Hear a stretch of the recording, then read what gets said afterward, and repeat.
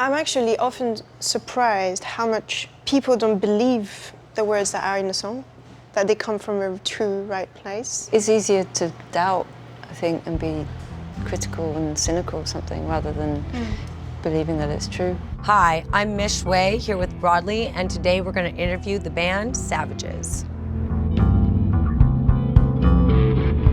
If only I didn't want the world, I wouldn't make you feel so sad. Formed in London in 2011, Savages would soon project themselves to post-punk revival success with the debut of their highly acclaimed 2013 album, Silence Yourself. Known for their intense live performances, Savages have been described as completely riveting. Jenny Beth, Jenna Thompson, Aze Hassan, and Faye Milton proved their sound to be uncompromising. Silence Yourself went on to top the UK album charts, fulfilling the band's declaration to strike like lightning. Determined to understand one's own will and desires, Silence Yourself embraced a self-affirming voice that called for sexual liberation and stood against any temptation towards victimization. With a shift in tone, Savages moved forward with the release of Adore Life in January 2016. But this time they embraced the love of life, exploring the messiness of sexual discovery, power, and fluidity, making the album a catharsis for emotions. Adore Life is about embracing one's desire and believing in love's transformative power. As the lead singer of a mostly female rock group, White Lung, I wanted to talk with Savages about their own experiences.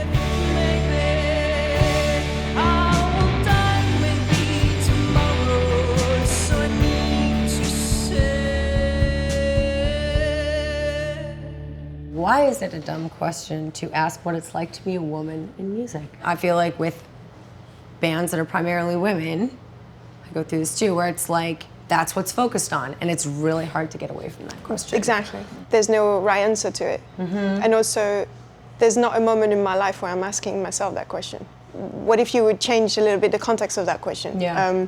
Gemma, how does it feel like to be a woman when you're eating a sandwich? How does it feel like to be a woman when you're walking up the stairs? Yeah. Exactly. There's nothing to it. What was the first music that really made you want to play? I think it would have been Nina Simone for me. I remember my parents having a CD of her, and she was like standing like that on the piano in the cover, and I remember looking at that and hearing the music and asking myself, is it a man or is it a woman? I couldn't really identify, you know, it was mysterious. My family never really listened to music. I used to stay up late and listen to John Peel on the radio, and it was just a mixture of things, and I used to tape. What would either of you be doing if you weren't in this band? Be making some music in some other way. At a young age, did you know that's what you wanted to do? I didn't imagine that I would be a musician when I was growing up. I picked up a guitar to make noise, to make a soundtrack to something else I was doing, and then got invited to join a band as the noise guitarist. And from doing that, I started learning guitar. I remember there was a very specific time living in London when there was this real kind of indie thing going on, you know, with bands, and there were certain ideas about performance that I thought were missing or that I really wanted to see. And it's like I wanted to see some kind of blood on stage. You know what I mean? Someone that meant what they did. The stage for these bands were not the priority. What they wanted was to have a hit single, or to have, so then it would be very boring to watch them play because they were not, like twee safe, and you're like, come on, do something. There was suddenly this kind of need to try and create something to fill that gap, you know, and it's like I couldn't imagine doing anything else now after I realised that that needed to be done. We've always wanted to find an approach to our show that is not conventional if we can. We've never had any colours on lights, for example. I remember having like a clear thing where it was never going to be a cold Savages show. So once you have that, you don't need the artifice because you're looking for something else. It all stems from, I think, a kind of necessity of performing from the beginning in a way. You know, we kept everything very minimal, so it was about the actions and about music and about the sound. Actually, it's funny, me and Gemma realised after we met that we moved to London the same month or in the same year. Yeah, and before we met each other, we went to a lot of the same gigs. Some of these shows that we went to, they were like really influential gigs for us. To see Liars, to see Hate Rock. Liechtenstein and Alberta. Yeah, the Forum. Are you guys happy to be touring again? I think we've been dying to do it for a long time. There's no bullshit on stage. It's just you, your music, and the reason you do it, so it's the best place to be. That's what this band's kind of, everything is for being on stage.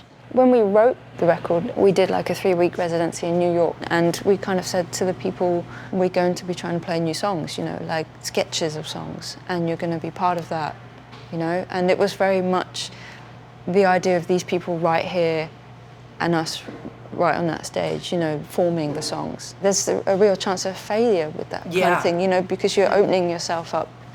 You had to gauge the reaction to move it forward, and it moved things forward a lot quicker than if you're just by yourself. Did you change a lot of the things? Like, how much did that really affect what you were working on? Well, in between shows, we would go back to rehearsal room and rework on parts and rethink of a new set, rethink of orders, and then go back to the next show and work that out again, etc., etc. That seems like a very intimidating process. But that's the way we work, though. Like, we love that little rush of adrenaline. So for the new album, I know you went with the same producer as last time, right? We worked with Johnny Hostile with this record again because he knows the band so well, and us as people and as musicians and how we approach our instruments. He's the kind of person that you can try and describe how to get a weird sound from in abstract terms, and he would understand. Yeah. You know, he would go there, you know, in any weird thing to try and find it, and that kind of makes it in a way. I adore life.